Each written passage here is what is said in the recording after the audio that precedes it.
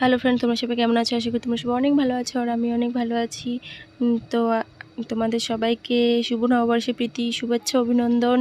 তো এখন যাব গাছ ধোয়াতে। তো আমাদের এখানে সন্ন্যাসী পুজোটা হয়।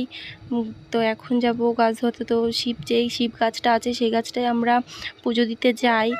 তো দেখতে থাকো, আশা করছি তোমাদের ভিডিওটা অনেক ভালো লাগবে। আর ভালো লাগলে লাইক কমেন্ট শেয়ার এবং সাবস্ক্রাইব করে দিও।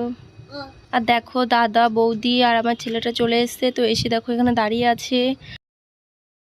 আর আমরা যে দিকটায় আসছিলাম না, ওই দিকটা একটা গাছও নেই, জানো তো। তার জন্য এই যে একদম লাস্ট মাথায় এসে এখানে একটা আম গাছ আছে, ওর নিচে ওরা দাঁড়িয়ে আছে।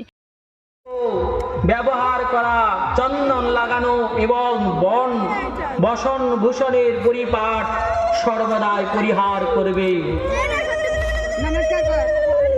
এইভাবে গুরুকুলে নিবাসকারী দুজনের আপন আপন মেধা এবং প্রয়োজন অনুসারে বেদ বেদাঙ্গ শিক্ষা কল্প নিরুক্ত ব্যাকরণ হদ্য জ্যোতিষী এবং উপদেশের অধ্যয়ন তথা চাষবাস দ্বারা উৎপাদন ধন ধান গম প্রভৃতি খাদ্য বস্তু গ্রহণ করা উচিত নয়।